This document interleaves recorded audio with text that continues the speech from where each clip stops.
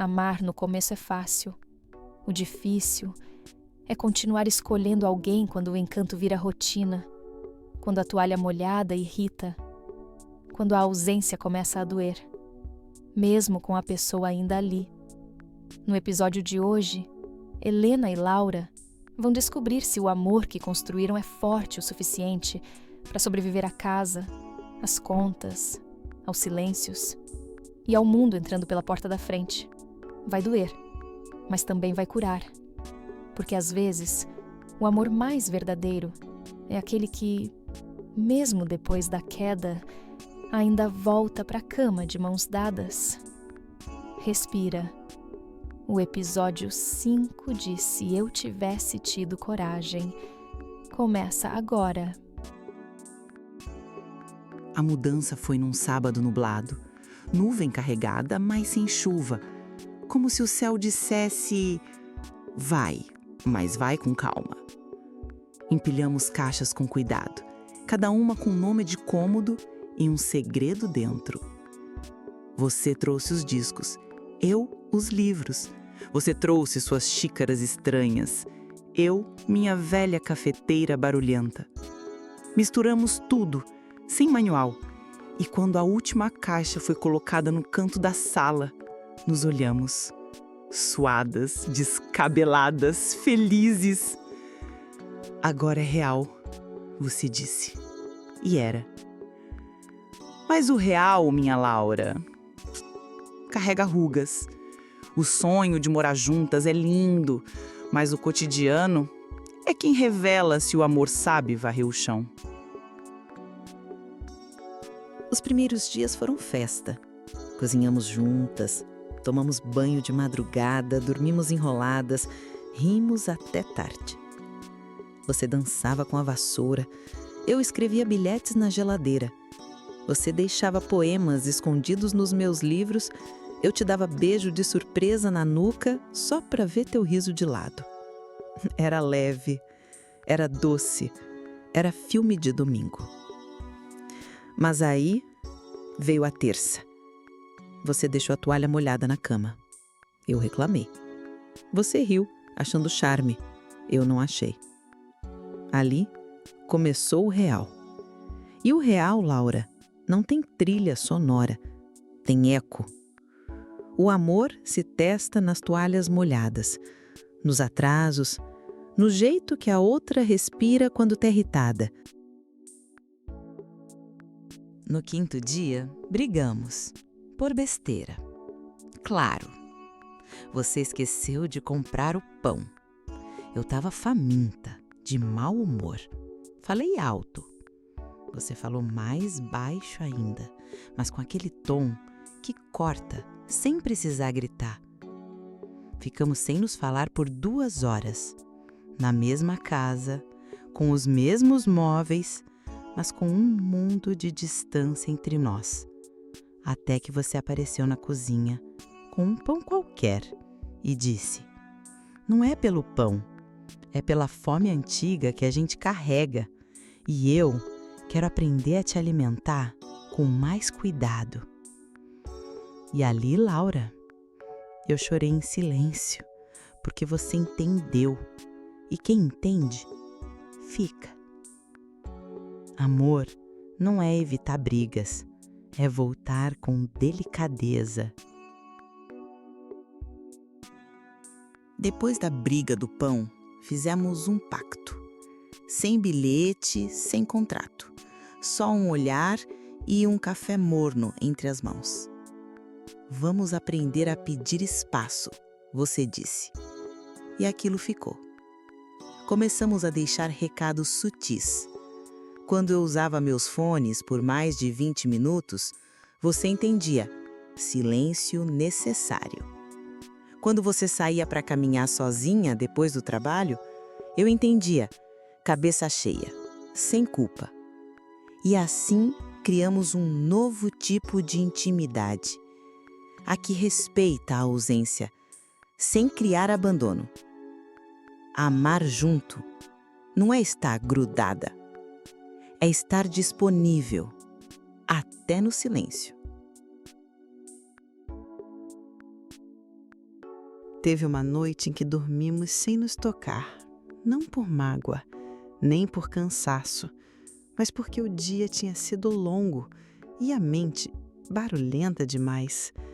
Você virou para o canto, eu para o outro, mas antes de dormir, você esticou a mão por baixo do lençol e tocou meu pé com o seu. Só isso.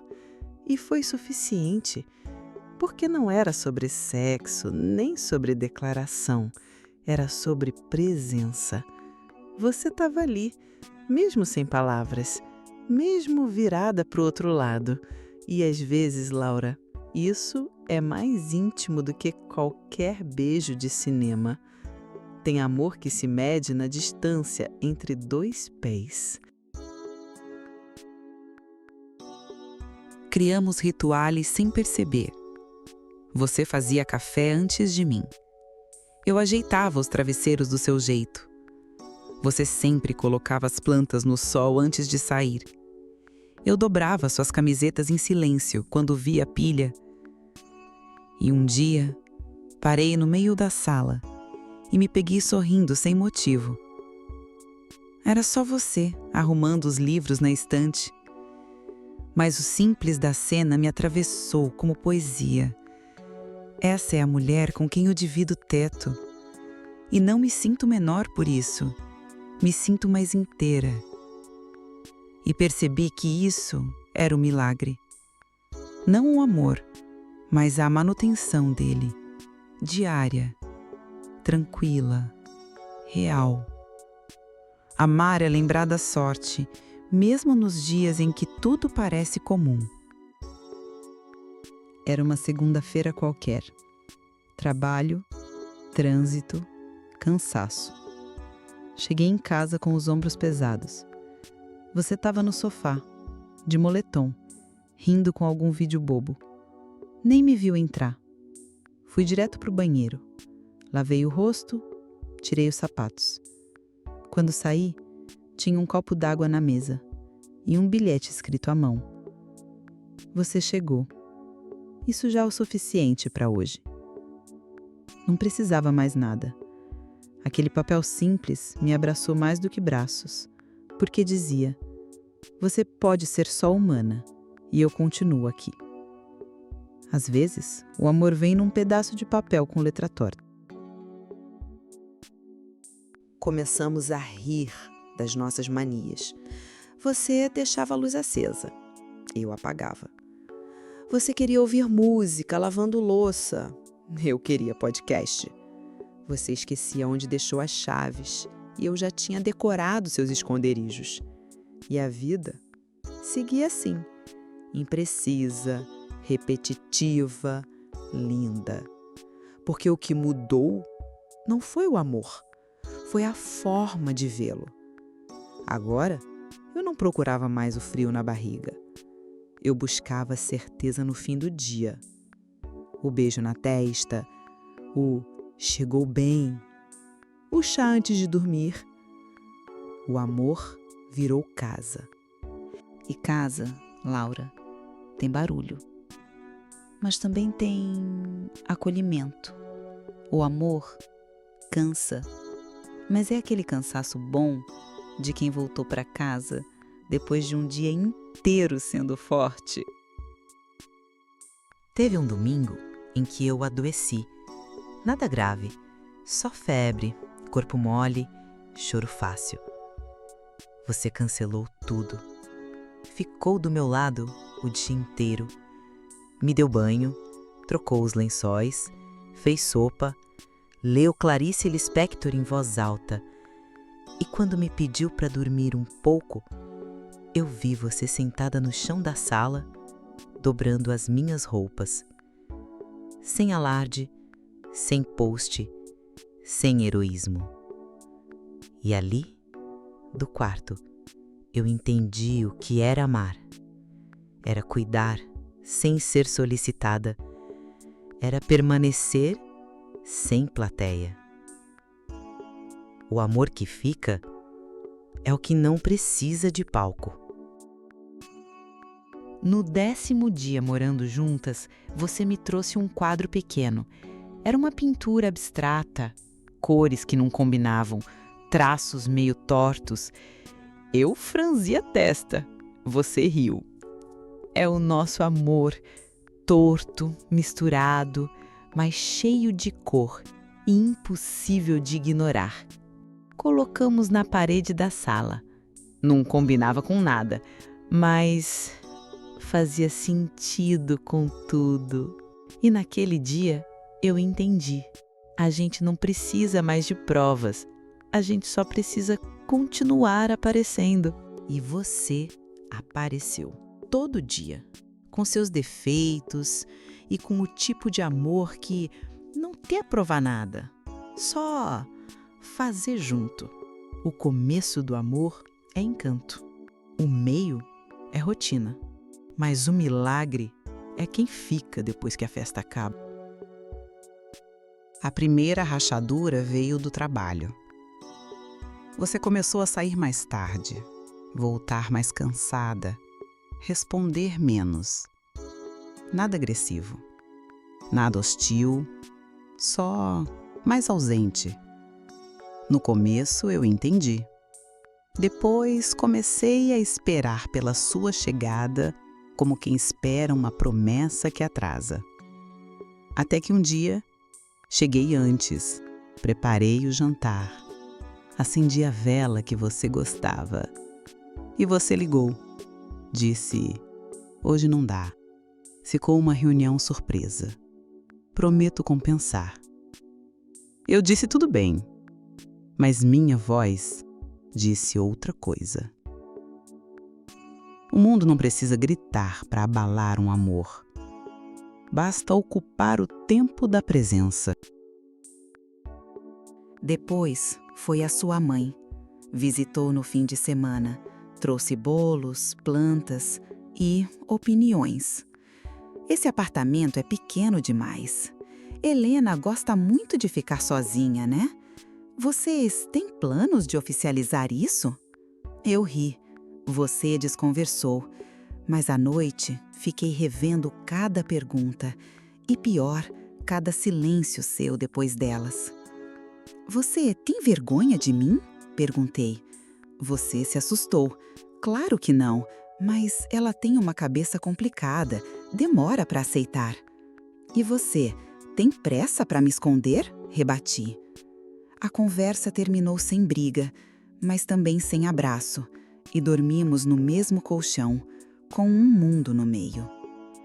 Às vezes, o mundo não separa com força, separa com vergonha. Vieram as contas, o boleto que ninguém lembrou, o cartão que venceu, a discussão sobre prioridades. Você queria trocar os móveis, eu queria guardar para o futuro. Você gastava com presentes, eu com livros e café. Nada grave, mas somando tudo, o ar ficou mais denso. E a rotina, antes doce, começou a ganhar aquele gosto metálico do desgaste. Até que, numa noite, você soltou. A gente tá virando qualquer casal. E eu, sem pensar, respondi. E qual o problema? Você queria viver um conto ou uma vida? Ficamos em silêncio. E ali, sabíamos, o mundo tinha entrado.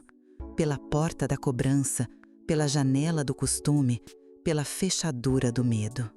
O amor pode resistir a muita coisa, mas precisa ser regado, senão vira planta de canto, ainda viva, mas sem flor. Passamos a nos esbarrar, na cozinha, no banheiro, no sofá, mas não era mais encontro. Era trânsito. Você trabalhava mais, eu escrevia menos. A comida passou a ser por aplicativo. Os vinhos não terminavam. O quadro na parede ficou torto por uma semana. Você não viu. Eu não quis consertar. E aí, numa terça qualquer, você me mandou um áudio curto. Oi, vou chegar tarde, tô cansada. Acho que a gente precisa respirar um pouco. Eu ouvi o respirar como quem ouve distanciar, mas respondi, claro, cuide-se. 3 palavras, mas cada uma doeu como faca. A ausência começa nos gestos, mas se instala nas permissões silenciosas. Liguei para Ana. De novo. Minha bússola quando a casa perde direção. Contei tudo. O frio que não era inverno, a presença que não tocava, a ausência que não pedia desculpa. Ela ouviu. Depois disse: talvez o problema não seja o mundo que entrou, mas o que vocês deixaram sair. Silêncio meu. Vocês deixaram sair o espanto, a intenção, a delicadeza. Doeu, porque era verdade. E ali, deitada no sofá sozinha, eu entendi. A gente não tinha se ferido, a gente tinha se esquecido. O oposto do amor não é ódio, é descuido. Tentei reconectar. Preparei o prato que você gostava, arrumei a casa, usei aquela blusa azul que você dizia adorar.